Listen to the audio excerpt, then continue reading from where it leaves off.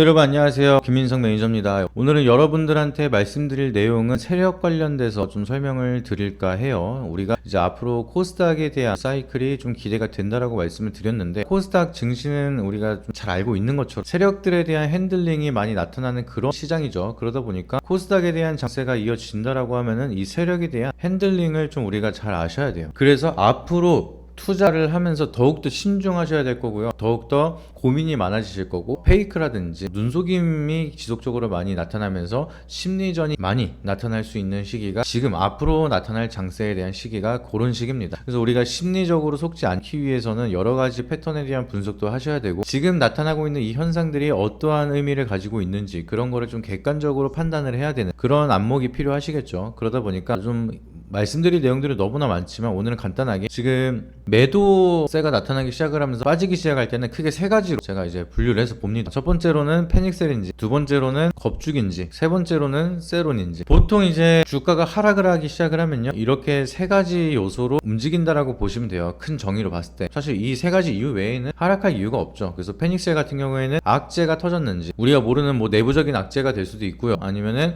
대외적으로 다 알고 있는 악재가 터졌거나, 아니면 피크아웃이라든지 투자 심리에 대한 좀 안 좋은 영향이 나타날 수 있는 그런 요소들이 나온 게 아닌지, 그런 거를 좀 체크를 하셔야 되고요. 겁주기 같은 경우에는 뭔가 이제 악재스러운데 이게 오보일 경우도 있고요, 아니면은 막상 뒤집어 까보니까 그렇게 악재가 아닌 경우도 있어요. 근데 시장에 대해서는 반응이 그렇게 흐지부지 하다가 갑작스럽게 주가가 크게 밀리고 막 이런 식으로 인위적인 하락이 들어갔을 때, 뭐 요럴 때는 겁주기다라고 좀 판단을 하시면 되겠고요. 세론 같은 경우에는 주가가 많이 올랐으니까 이제는 시세 차이, 더 추가적인 상승은 어렵다라고 생각을 하거나, 이제 재료가 소멸이 됐거나, 뭐 요런 구간 때는 이제는 팔자, 그래서 팔자가 팔리기 시작을 하다 보니까 주가가 하락을 하는 그런 타이밍을 우리가 이제 셀온이라고 하죠. 팔기 시작한다 해서 보통 이 세 가지에 대한 큰 틀 속에서 매도세가 나타나는데, 이 중에 우리는 패닉셀인지 세론인지 겁죽인지 이거를 좀 잘 체크를 하면서 그걸 통해서 투자 포인트를 계속 만들어 가셔야 된다, 이렇게 기억을 하시면 되겠습니다.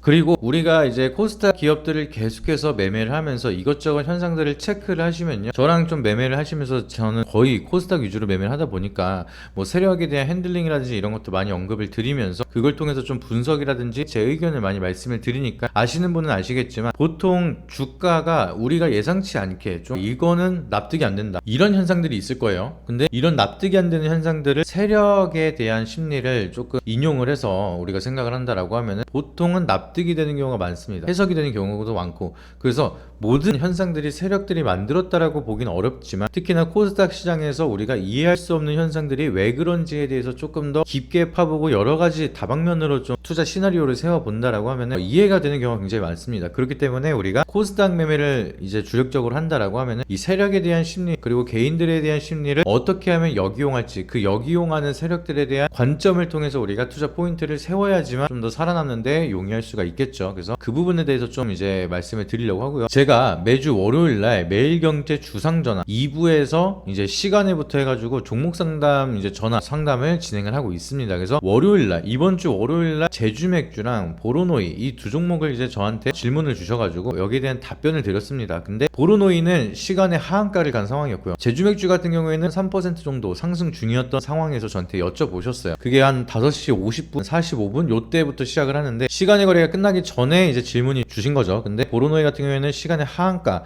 갔는데 내일 어떻게 대응을 하면 좋을까라고 앵커분이 물어보셔가지고, 저 같은 경우에는 그 전에 공시를 한번 체크를 해봤습니다. 근데 공시를 체크해 보니까 그렇게 까보니 엄청나게 악재는 아닌 것 같아요. 시간에 하한가 갈 것도 아니고, 거기에 대한 향후 흐름이 더 중요한 시기다 보니까 거기에 대해서 좀 공시 해석을 했는데, 간단하게 설명을 드리면 FDA에 이제 임상 1상을 진행을 하려고 했는데 이거를 자진 철회를 합니다. 그래서 철회를 하고, 왜 철회를 했는지 그게 중요하겠죠. 공시만 보면은 이거 임상 그냥 철수했구나, 그동안에 좀 올랐었던 비수포 폐암에 대한 치료제 자체가 이제 모멘텀이 없어지는구나, 이런 식으로 악재를 보실 수도 있는데, 제가 왜 그런지 이유에 대해서 찾아보니까 지금 FDA 미국에서 이제 임상 실험을 진행할 예정이었었는데 FDA에서 원하는 용량 자체가 좀 차이가 컸다라고 합니다. 그렇기 때문에 이거를 자진 취하를 하고, 그리고 기존에 한국이랑 대만에서 먼저 임상 1상 시행 계획이 승인이 됐었던 이력이 적이 있습니다. 그래서 그러면은 한국이랑 대만은 용량 자체가 더 줄어들었으니까 FDA 용량에 맞춰서 거기에 대한 좀 기준점을 높이고 임상실험을 진행하는 것보다 한국이랑 대만에 진행을 하는 게 좀 더 빠르겠다. 임상시험이 전임상부터 해서 1상, 2상, 3상 그리고 시각처 승인까지 나는 데까지 보통 한 10년 걸린다고 했어요. 근데 이 10년 동안 열심히 임상을 해서 승인이 나는 기업은 거의 한 10대밖에 안 된다고 했습니다. 그렇기 때문에 그러면 결국에는 임상은 속도전인데 이 속도가 좀 더디는 것보다 빠르게 좀 결과를 만드는 한국이나 대만 쪽으로 좀 접근을 하는 게 낫겠다라고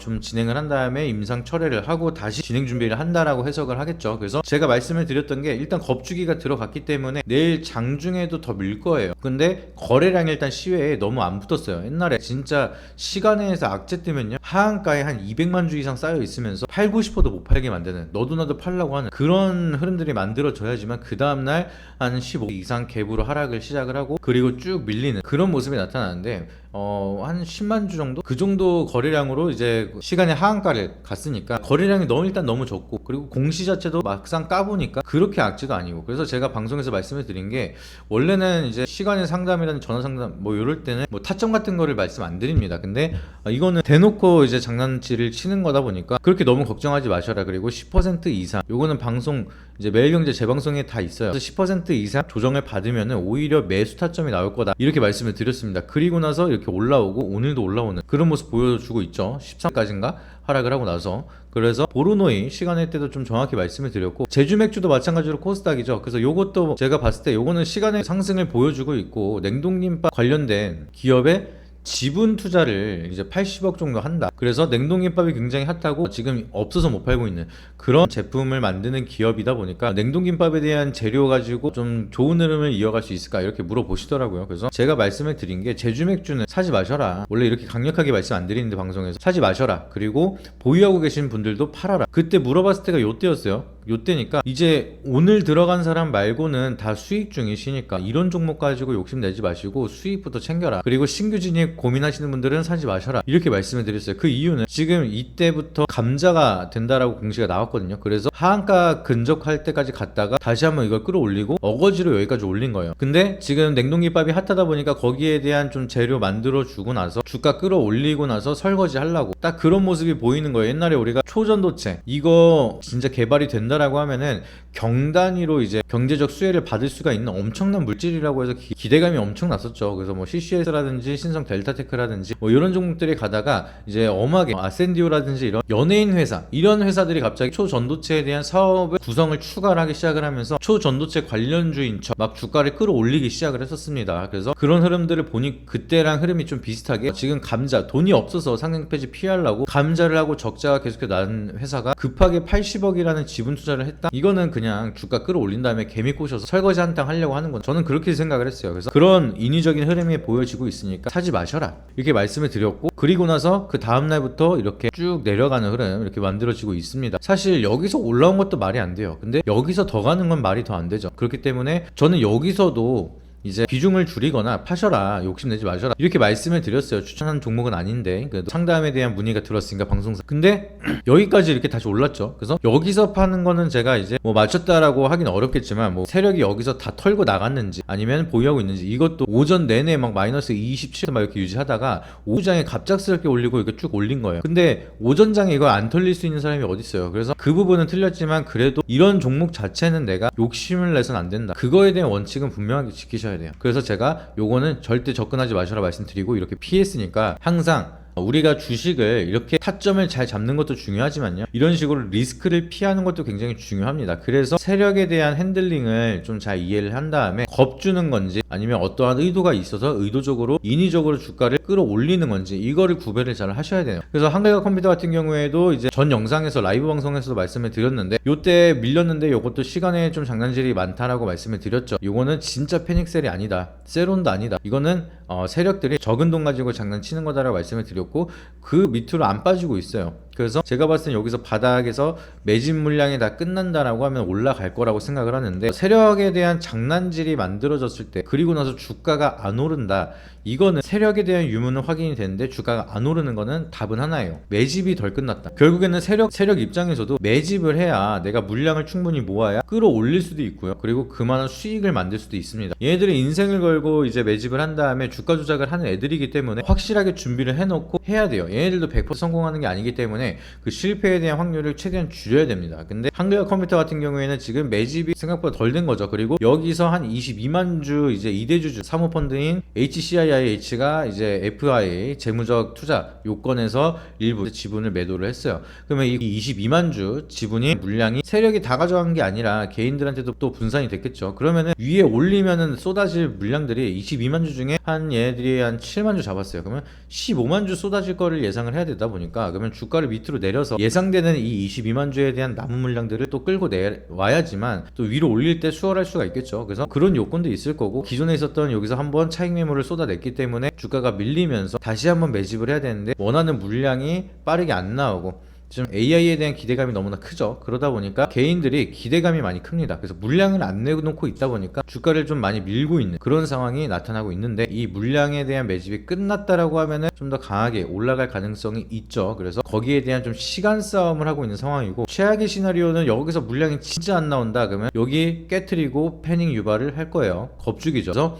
그럴 때 현금이 있는 사람들은 또 평단 관리 하시면 되는 거지만, 사실상 여기서 떨어지고 패닉 나온다라고 하면은 반짝 내렸다가 세력들도 다시 올리는데 힘들기 때문에 바로 올릴 가능성이 있으니까 그 점 참고하셔서 대응하시면 좋을 것 같습니다. 그리고 보르노이 같은 경우에도 장난질을 한번 보여줬고요. 그리고 여기서 물량을 한번 싹 모은 다음에 올리고 있는 상황 나타나고 있는데, 이제 일상 계획에서 대만이나 한국에 어떠한 흐름이 만들어질지에 따라서 또 추가적인 상승 나타날 거고요.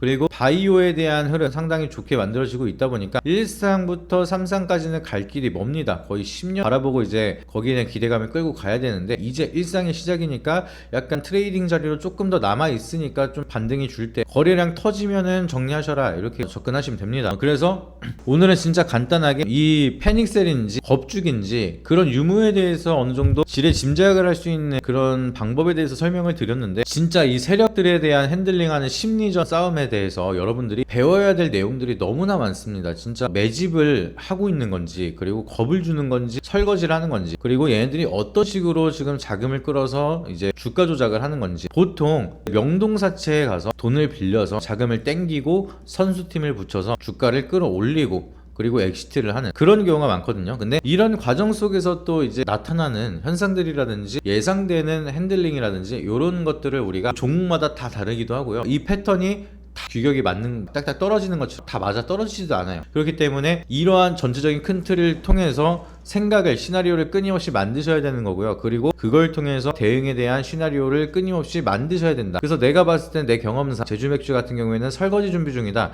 이런 종목들은 절대 건들면 안 되겠죠. 근데 보르노이 같은 경우에는 올리기 전에 한번 개미 털어주기 들어가고 추가적으로 좀 핸들링하는 준비를 하는 것 같다. 한글과 컴퓨터 같은 경우에는 페닉스를 한번 유발하면서 매집을 다 못했기 때문에 물량을 모으기 위한 수작질을 진행을 하고 있다. 이런 식으로 이제 판단이 되면 우리가 매수를 해야 되는 종목, 매수를 피해야 되는 종목, 이런 게 나눠지기 시작을 하겠죠. 요것만 된다라고 하면은 진짜 커다란 리스크는 좀 많이 피해 가실 수가 있을 거예요. 그리고 세력들이 핸들링하고 돈을 쓰고 있는 종목들은 결국에는 시간이 걸리더라도 시간이 걸린 만큼 그 이상으로 수익을 강하게 만들어주는 경우가 많기 때문에 그런 점을 참고하셔서 대응하신다라고 하면은 이 종목은 내가 떨어지더라도 평단 관리만 잘 하면은 무조건 수익을 낼 수가 있을 거다라는 어느 정도 나만의 확신이 생길 거고요. 이런 종목들은 진짜 기회 줄 때 바로 빠져나와야 내가 손실을 최소화할 수 있을 거다. 이런 식으로 대응을 하면서 내가 리스크를 줄여나갈 수 있는 기준과 원칙이 생길 수가 있습니다. 그런 부분들은 제가 지속적으로 체크해 드리면서 계속 교육을 해 드리고 있으니까, 이런 부분에 대해서 그리고 앞으로에 대한 교육, 이런 점이 궁금하신 분들이 계신다라고 하시면은 일단은